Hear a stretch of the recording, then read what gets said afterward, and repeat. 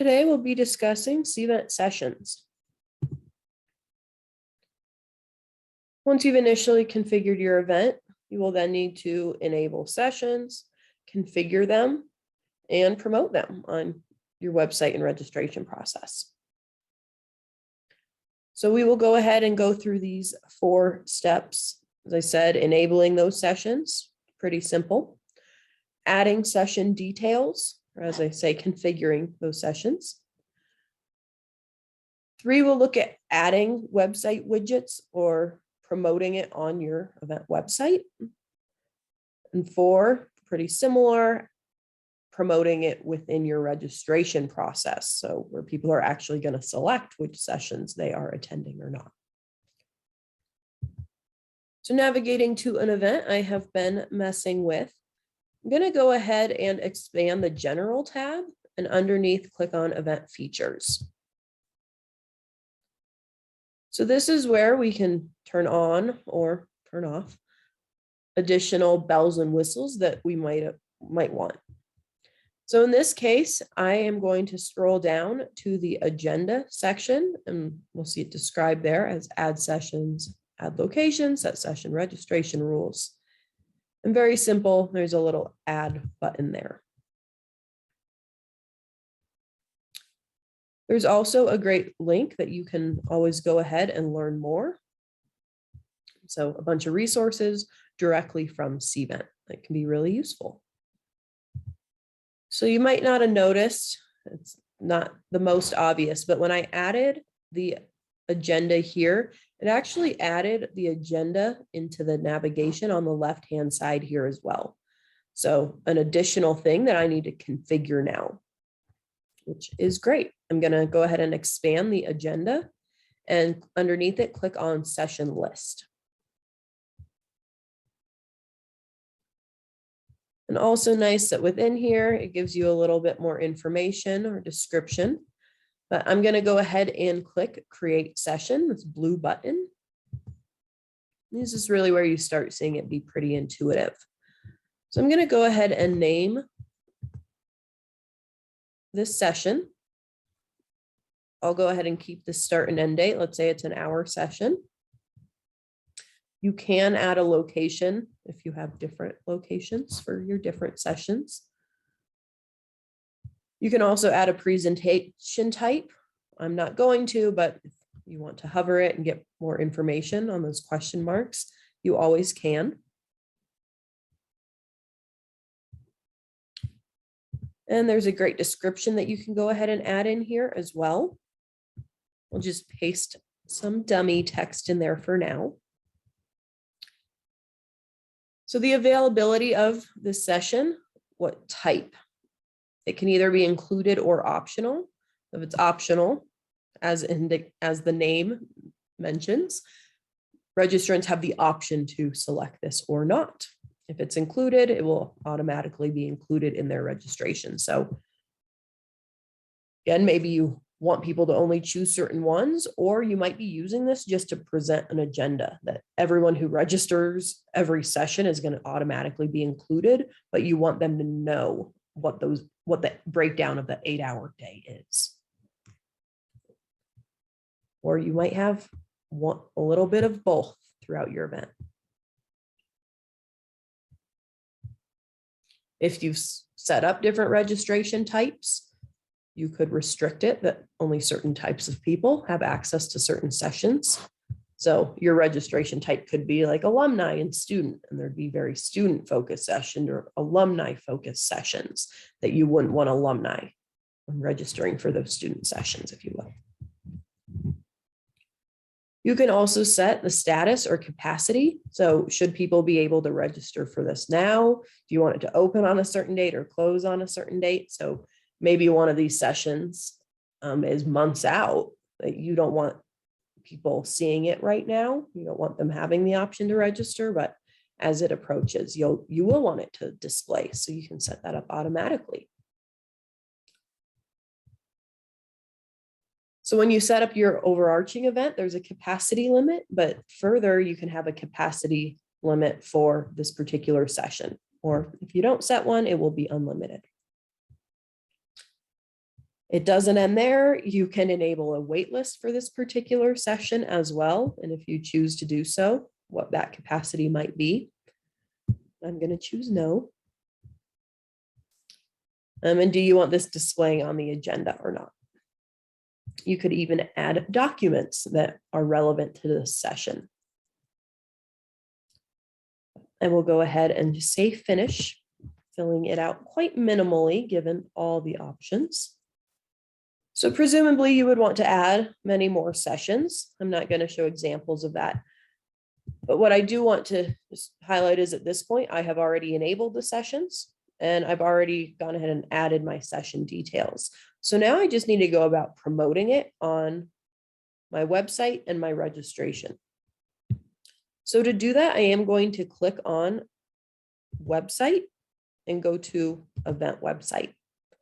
And from here, I can open the site designer, which will give me access to my website as well as my registration process.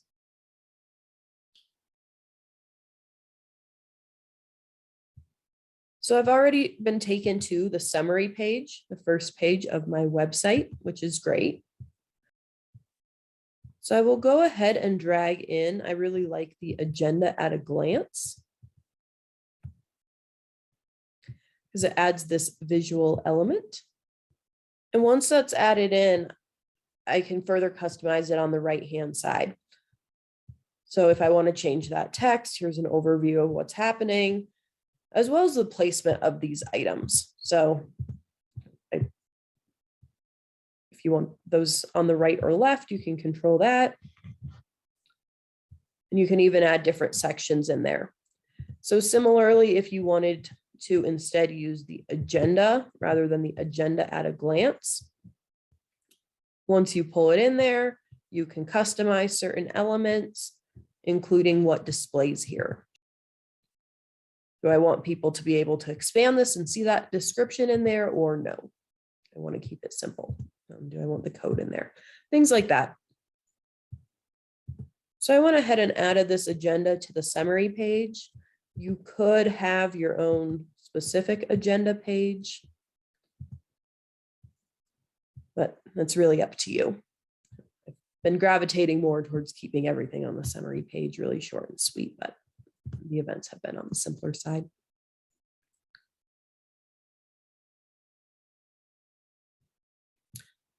So similarly to what we did on the website, letting people see it, we'll definitely want to add it to our registration pages.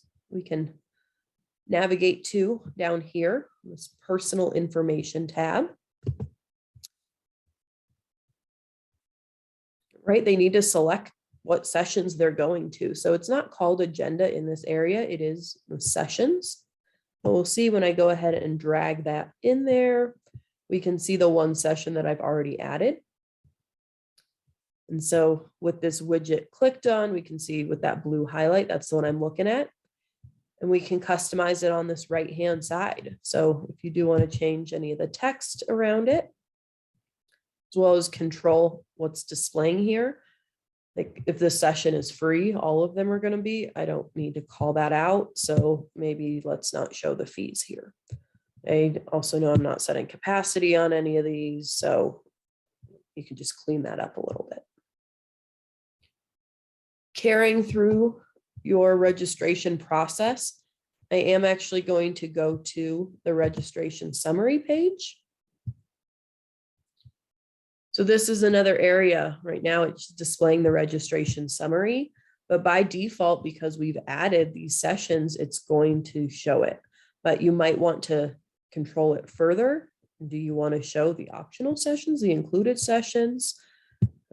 You might have reasons to control this a bit further. So this registration summary is the final page that they review before hitting submit.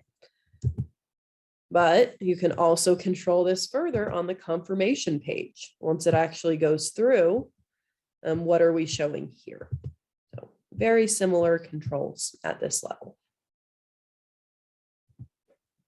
I do want to call out some additional items around sessions. There are session groups, which consist of those optional sessions, where an invitee can only select one. within that group. Session bundles are also relevant if you've got a lot of optional sessions, where when they register for that session bundle, they're automatically going to be in all of those sessions. Not only can make things easier on the registrant, but can also make things easier on you, that you're controlling what they register for. You're not going to have to go audit what people signed up for and did they follow instructions and how do we fix it. Also session locations, which I mentioned, if you're hosting all these sessions in the exact same room in the exact same place or the exact same web link, that's perfectly fine. But oftentimes these different sessions might even be hosted at the same time. So they're definitely going to be in different places. So you might want those different locations available. So you will find those items. I will exit out of my site designer. But you might have seen when we expanded the agenda earlier and touched the session lists, adding our actual session information, there were session groups as well as session bundles and session locations. So fairly intuitive. If you do navigate to those, they have a definition of what they are there. And you'll always start with that blue button in the top right corner and follow those steps.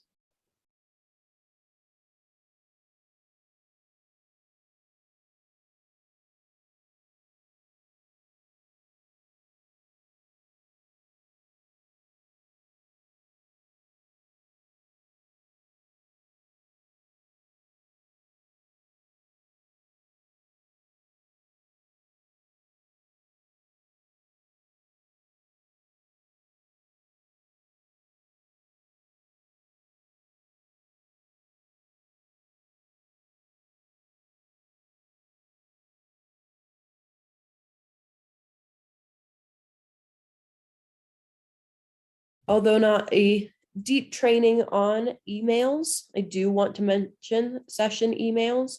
It's because this is another area that you'll want to display that session, that from before they register, during registration, followed up after registration. You'll want to constantly communicate what they registered for. And if you had sessions, that's a big part of it. So there are widgets that you can add to your emails and even session specific emails that you can control to help manage those events throughout the life cycle. To help manage those sessions throughout the event life cycle. So I will highlight back within my event under email section, there are session emails. So creating an email can be done with this blue button in the top right corner. I often start using a template. So we are going to need to modify it a little bit, but I can start with just a reminder email. So I'm not actually going to create this email, but I do just want to run through the options that are available here. So you'll definitely want to name it. This is internal for you based on what this communication is. And so you can use data tags to pull in, like the event title is what's automatically here, but you probably want to pull in the session title. So maybe reminder, this is starting soon. And then you can have the option around all of these settings. So do you want it set relative to the date or time of a particular session? Is it when somebody registers? So there's a lot of flexibility around those options. And then it can even be, is it when somebody like registers for that session, or is this a follow-up communication once individuals actually attend, if you're taking the time to track that? You'll of course want to associate it to a particular session. So this is, or multiple sessions. So what's really driving who is getting it, as well as when it is going out, if you are set it relative to a date or time of the session. So a lot to set up initially, but the great thing is you can do that way in advance, and then it'll automatically happen as your event approaches. So one less thing for you to be thinking about managing your event, and really ultimately results in a much higher attendance at your particular session or your overall event.